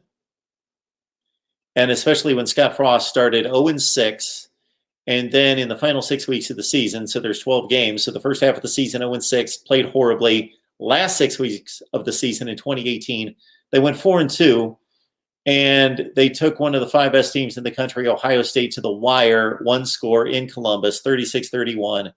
Took a top 25 team in Iowa on the road to the wire, last play of the game. So those were the 2 losses. And they had some credible wins in there, including Minnesota. And then this next season, yes, was I disappointed that they didn't follow that up with a good season? I thought in the 8-4 range. No, they went 5-7. So they improved by one game. They continue to lose to bad teams. They continue to lose on the road. They have not won a significant road game. I think they beat Illinois. That's been their one road win. Period. Couldn't beat a marginal, and I'm being kind, Colorado team on the road. Blew a 17-point lead. Yes, Scott Frost has underachieved. I still believe, and I might be wrong, you're right. The evidence at Nebraska says that he's done a poor job. I'm saying that I'm giving him a pass for the first 6 weeks of 2018, and the last 6 weeks, they were a top 25 team, the way they played. And then this last season, washout. Adrian Martinez didn't develop, didn't play well. They did not show up. But the division was much improved. Iowa was better than they'd been. Minnesota much better. Illinois better. So anyway, I'm just saying that I believe in Scott Frost based on the track record. I still think he's a good fit. Yes, you've got to win games. And if he throws in another 5-7, then I will have a different evaluation of Scott Frost's performance at Nebraska this time next year.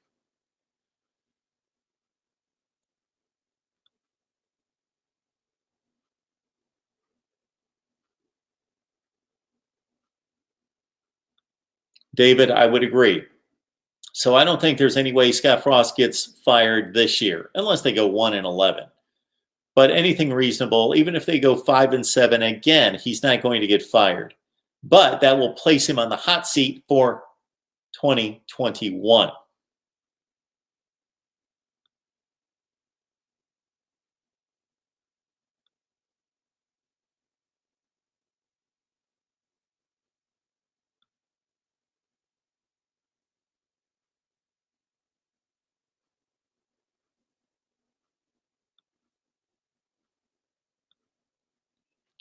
Got some Ohio State, Oregon predictions. That should be a great game. Check out my top 10 non-conference videos, top 10 non-conference games video.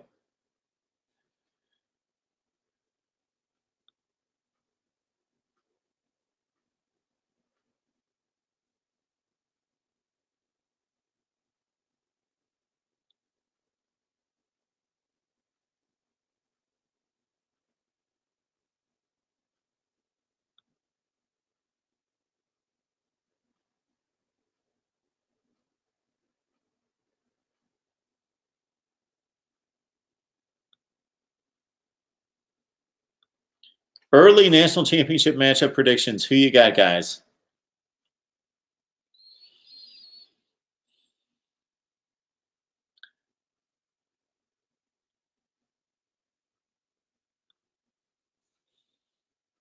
I had this conversation with Pigskin Pete the other day, trying to find who is going to be that team that's going to break through the circle, break through the barrier. The barrier for me is Ohio State owns the Big Ten. They just own the Big Ten. Ever since the playoffs started, I know Michigan State won in 2015, and I know Penn State won the Big Ten in 2016, but who was the best team? Ohio State. Every year for these 6 seasons, and even the 2 years before that, basically everybody has known and thought Ohio State is the best talent. They're the best team in the Big Ten. Yes, Michigan State pulled off an upset on the last play of the day game, and they beat Ohio State, went to the Big Ten championship game, got smashed in the college football playoff, and Ohio State had an NFL team. There are such things as, I don't want to say flukes, but off days. And Ohio State lost to Penn State on a blocked field goal, blah, blah, blah. Penn State was not better than Ohio State. They earned, for anybody that's going to jump on me for that statement, Penn State, and I've got the video to prove it, I went on a rant that Penn State should have been selected to the 2016 college football playoff. But Ohio State was the best team in the Big Ten and has been for this entire college football playoff. What's the same correlation in the Big 12? Oklahoma has owned the Big 12. They've won the conference every year, except for 2014. That was the Baylor TCU split championship. But Oklahoma's owned the Big 12 for this entire time during the college football playoff. Clemson, yes, Florida State out of the gate, won the championship in 2013, made it to the playoff, but then Clemson took over. There was a battle for power there in 2015, 2016. Clemson took over. They own the ACC. So the ACC, the Big 12, and the Big 10 are in lockdown. Oregon is getting close to locking down the Pac-12 based on what we saw last year and based on recruiting the past 2 years, far above everybody else in the Pac-12. And the SEC is basically Alabama, Georgia, LSU, maybe Florida. So the SEC is starting to become more interesting than the other conferences. But my point is that for as much as I love the product on the field that is better than anything in sports, I think the lead up to the season is a bit boring because we basically know out of the 4 slots for the college football playoff, we've got how many contenders? Real, true contenders. We have like 7, 8 strong contenders. And then we've got some teams that have a shot. We've got Penn State, and we've got Notre Dame, and we've got Michigan. They've got a shot. Really, at this point in the ACC, I would like to think that somebody else has a shot that is even the Michigan or Penn State to the Ohio State, the something to the Clemson, but there's not even that. They're not even there. So that's my problem with college football right now would be the elite just really have it locked down. Oh boy, Dale. Greatest play of all time. Oh, you're missing all sorts of some. You only have so much room to write there, but I'm going to tell you that the first play that you mentioned there, it has to be the most overrated play in the history of college football. And here's why. Yes, it did win Doug Flutie a Heisman Trophy. Most likely Keith Byers of Ohio State would have won the Heisman Trophy had Flutie not completed that pass to win a game that was watched by a ton of people. See, that's the deal. That's why people look back on that play and think it was a big play in a big game. It was not a big game. Both Boston College and Miami were independents at the time. Therefore, having multiple losses meant that neither one of them factored into the national championship race. Boston College finished 9-2 in the regular season. Miami finished, that was 1984, they finished 8-4, then lost to UCLA in the Fiesta Bowl. So neither team was close to a national championship race. And it did not factor into a conference championship race because neither of them were in a conference. So it had no championship implications. It was just played on the Friday after Thanksgiving. And people are obsessed with football and watch a lot of football. So a lot of people were watching the game. It was on national television. Brent Musburger made the call. It was captivating. But look at the actual play. So there's the significance of the play, which is insignificant in terms of championships. It's significant to Doug Flutie winning the Heisman. And then there's the significance of the play, like being a crazy play, like Cal Stanford. The bands on the field, that play did not matter in terms of championships. It was an insignificant game between 2 500 teams. But it was just so crazy, it's etched in history, of course. The bands on the field. The play that we saw Flutie to Darren Flutie was his brother. I can't, Stratford. No, shoot. Who made the catch? Can't remember. His name's right here, but I can't pull it out. We see a Hail Mary like that practically every week. It wasn't a great play. It was a great play if you're watching a football game and you want to see a Hail Mary because those aren't that common. But over the course of history, over the course of a particular season, how many Hail Marys do we see in a college football season? A dozen, 15? We see about one a week. Maybe they're at the end of the half. So to win a game, yeah, maybe 5 or 6 a season. But it's not that rare to be considered the greatest single play ever. And it wasn't like it was tipped 8 times and it was just remarkable, or somebody made a one-handed catch, Odell Beckham Jr. No, guy's laying there, falls, and a bunch of guys fall on him. It just wasn't a great play. Now, if I had a YouTube channel in 1984 and we were all sitting, yeah, we would have been talking about it. Oh, that was a great play. Boy, that was a great game, man. It was fun, 47-45. But over the course of history, overrated.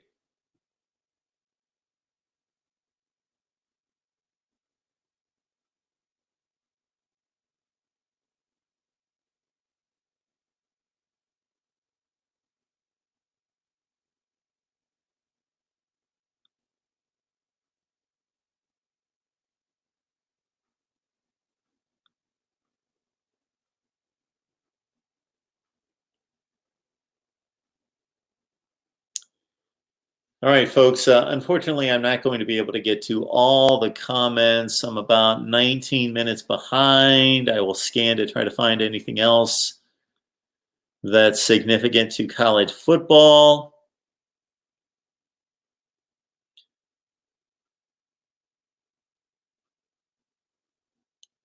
So what I wanted to hammer home tonight.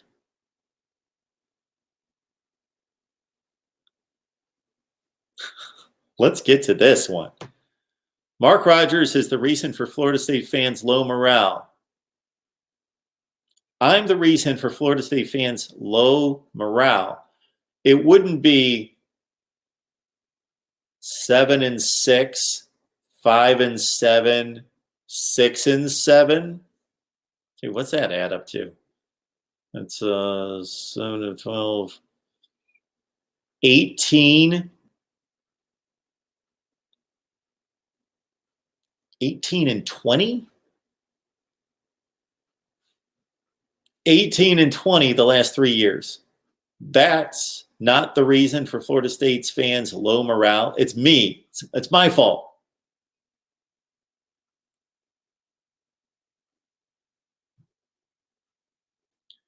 Glad we got that squared away. I'm glad to hear that I wield such power that an entire fan base, they're not watching the live streams, because Florida State, don't they have, like, at least even in this down time, this time of decline, don't they still have 65, 70,000 people showing up at that stadium? I wish all those people were watching me on Tuesday night talk Florida State football. I'll bring their morale down, sure. I would love to wield that kind of power. A dang me? A dang me? A dang me? I would love to be wielding that kind of power. Bring those Florida State fans to our live stream, a dang me, on Tuesday night. Give us 70,000 Florida State fans watching the show every Tuesday night. And we'll hear directly from them if I'm bringing their morale down. Or maybe this was the problem. Kyle got it.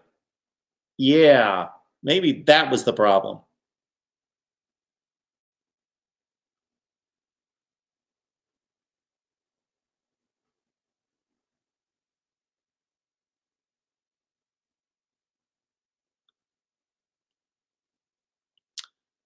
All right, so again, as we are nearing midnight, and I believe that I'm going to sneak in a late night dinner of some spaghetti. I'm going to make myself some spaghetti, or I could run down the street and get some takeout.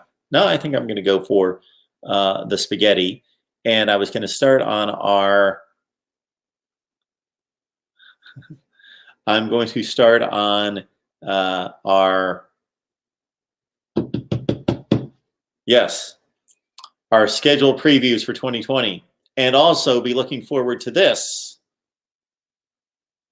my positional rankings, my top 10 at every position in college football. See you, Dale. Good to see you. Let me reiterate, and please hang with me here. Please subscribe. You get the notifications. Turn on the bell. You get the notifications. Subscribe. Mark Rogers TV, the voice of college football. Do some Amazon shopping. If you shop Amazon, and I know people are out there shopping on Amazon. The statistics for Amazon practically owns the world at this point. Please use the link in the description section of any of the videos to shop at Amazon. It's the same shopping experience, and you help the channel immensely. I cannot emphasize it enough. Get the link in the hands of whoever does the shopping there at your house to do your Amazon shopping. And it's the same exact shopping experience, but you got to use the link there to help us build the channel. Super Chat's always on. Please help us build the channel. So flat out, the vision is to be able to be self-sufficient to do this all the time, full throttle. You cannot imagine if I had another 50 hours in my week, what this channel would look like and the college football content and discussion, debate, and analysis we would provide for you. It would be ridiculous. Follow me on Twitter. I talked about this earlier. Why? You are not going to get into and see me trolling and getting in fights with people on Twitter. That's just not me. Actually, I've been pulled into some fights, so I will fight. My opinion, certainly, I'm an opinionated college football analyst, but I'm just not a Twitter guy. Please do this to help us build the channel. And if you really want me to follow you on Twitter, I will follow you back. But you have to remind me, because otherwise, the only people I follow on Twitter are personal friends and influencers in the industry. Otherwise, and they have to follow me. I don't follow anybody who doesn't follow me unless their name's Elvis Presley, or I think there's somebody else out there. I can't think of them. No, I think that's it. Anyway, and he can't follow me. So yeah, follow me on Twitter. And if you really, really want me to follow you back, I will. But I try to keep that number to a minimum. But follow me on Twitter because, again, it helps build this. And if you weren't on the live stream earlier, please check out the entire video. We've got a lot of important things to pass along, including our live stream schedule, call-in shows every Sunday night at 10 o'clock Eastern Time, Friday at noon, starting next week. Tomorrow, noon Eastern Time, Ohio State Live, Miami Live at 1. So we've got 2 consecutive live streams for 2 hours tomorrow at noon and 1 Eastern Time with Ohio State and Miami Talk. And you know you don't have to be a Buckeyes fan or a Canes fan to join the live chat room. Again, please support us. Do anything you can. I know this is not the best time in the world to be asking you folks for support, but and that's why I do it very rarely, and just do what you can. And if that means just showing up when we produce videos and produce live streams and just give us a like, then just give us a like. I appreciate it so much. And let's see if there's anything else in here.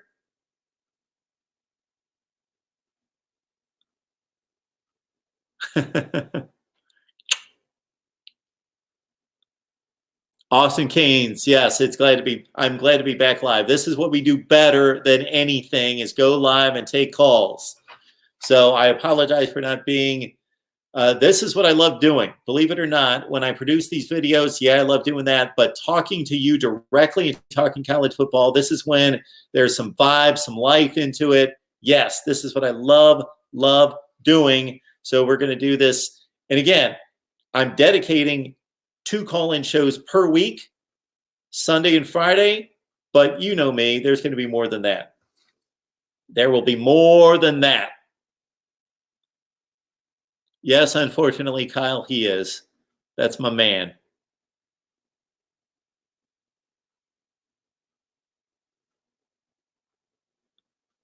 Thank you, George. I didn't do that. That was other people that had a lot more say over Florida State football than me. Kyle's asking for somebody to call in, keep the show going. Doesn't YouTube pay you? That's a great question, Kyle. And the intention of this live stream was to talk about the channel vision, and to give you an update. So I gave you an update. I didn't really talk about our vision. But yes, YouTube does pay me. Now, come on. Do they really pay me? I'm appreciative that the standard is you need to get to 1,000 subscribers before you're eligible to activate the ads to make a little bit of money. So, full disclosure here. I'm going to ask the question first. We got James on the line here. Good to see you, James. James typically here letting everyone know to like, comment, subscribe. I'm going to ask a question here that Kyle's hitting on right now. Full disclosure here. Guess how much money YouTube paid me last month? Just take a guess. Now, keep in mind, I produce like, you guys see how many videos are out there? Like 100 to 120 a month. So the pay per hour is not good. But I'm going to look it up right now. If this laptop's going to let me. It's like dead. What the heck? It's been sitting here too long. It's been asleep. It's not letting me type. Oh my goodness. No, I would have quit a long time ago at $37, $10, $19, or $25. Okay, we do a little bit better than that. We don't do enough. we do a little bit better. Okay, not used excerpt. You're in a little bit better range, but keep going.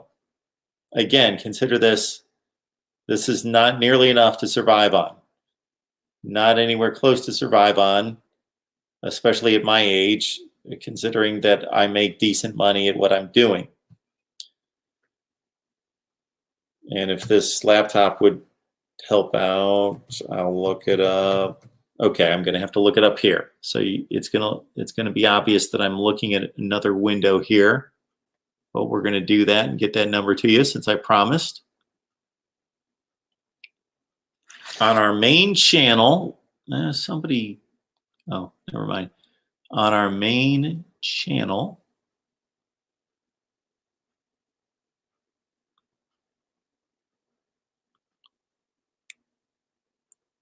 what did I say last month? Last month.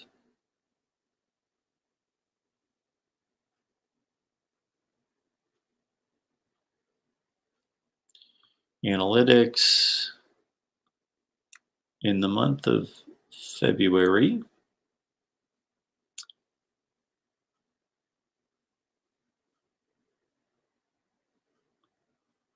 I made, guys are all lowballing it.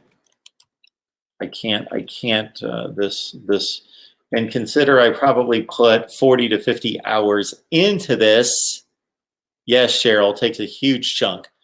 That I put about 50 hours a week into this when I'm really humming. I got to admit, I've slacked off a little bit and I'm merely working like 30 or 40 hours the last 3 or 4 weeks. See you, George.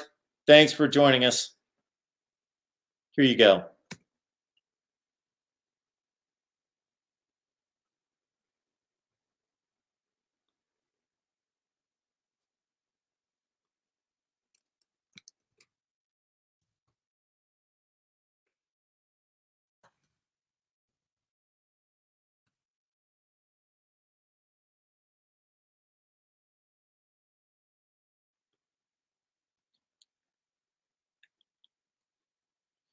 So, you see my dilemma. I'm nowhere close to where I need to be because we're talking about if you go full time with a business, then you have to look for insurance, 2 kids, significant other, yada yada yada yada. I got a plan for my retirement here. My son makes thumbnails. I'm paying him 10% for the thumbnails. So take 10% of that and pitch it, and on and on and on and on. So So I'm caught between, oh, so I'm starting to make a little bit of revenue, but it's nowhere close to where it needs to be. And I'm putting in like 200 hours in a month. What's that? Less than $4 an hour. That's not going to cut it. So got to figure it out.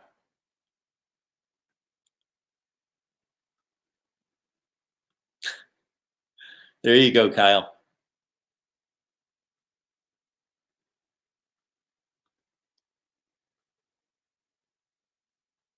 So you see the dilemma here. Hey, James, you can also support Mark by using the Amazon link in one of the videos. Just look at the more in the information beneath the video title in the description section. Yes. Then head over to Amazon and buy whatever you desire. Yes, James, preach it. Anytime you're on Amazon or anyone in your household, go to the description section of any of the videos, grab the link. James must be doing this, and I thank whomever out there is doing it, because obviously people are, because I make about, we're going full disclosure tonight, I make between $18 and $22 a month from Amazon. And that's all coming from all of you, or some of you, whomever it is. It's got to be James, because he reminds everyone of this a lot. But a number of you are going to the Amazon link and using the Amazon link. So I thank you so much for doing that, because I got to admit, hey, I don't mention it as much as I should. And it would be difficult for you, I'm sure, to remember that anytime you would go to Amazon. So thank you so much for doing that. But if we could get like 10 times as many people, and that could turn into, well, that would still only be like $200 a month. But still, it's just another stream that could help us here.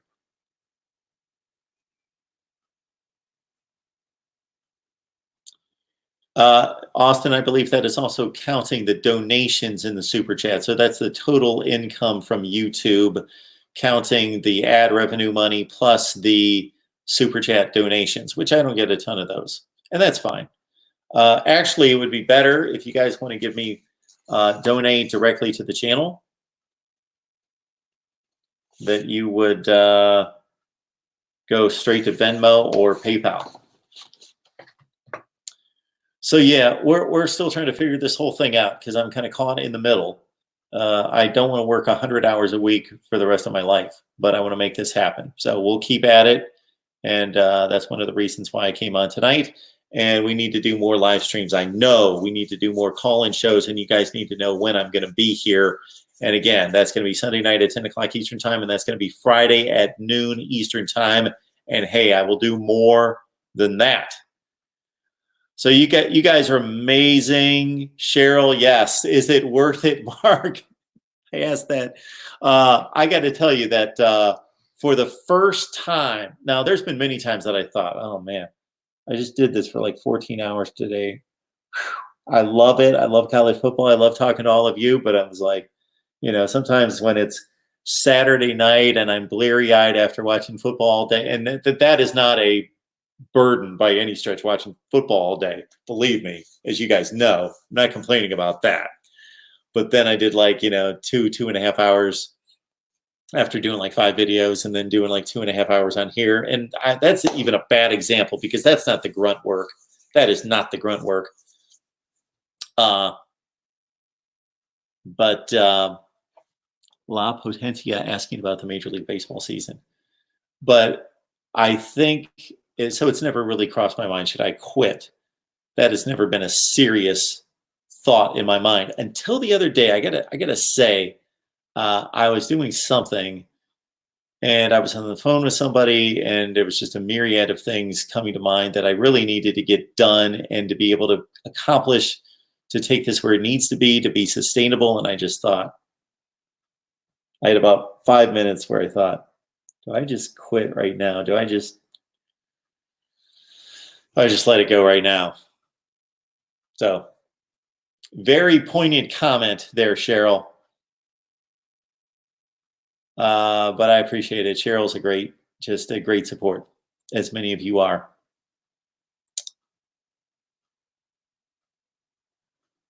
James, I'm just saying there better be a season in 2020 for all the work you put into this.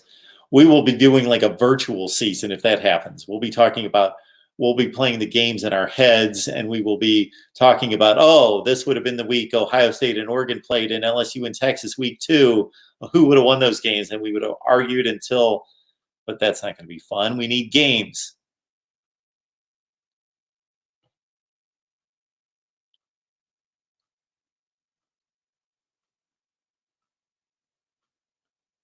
My favorite part of the game is watching those tight burns. The Rod Farva, Mark, I follow you on Twitter and you don't follow me back. Okay, is that an invite? I will find you. Is that your handle? If that's your handle, I will find you. Otherwise, I don't know who you are on Twitter, but I'll follow you. Thank you so much for joining us for a live stream that has now lasted 2 hours and 11 minutes. I will see everyone who can make it back here at noon Eastern time on Friday. That's tomorrow. That's the college football season. It's a mere 11 hours away. Right here, Mark Rogers TV, the voice of college football.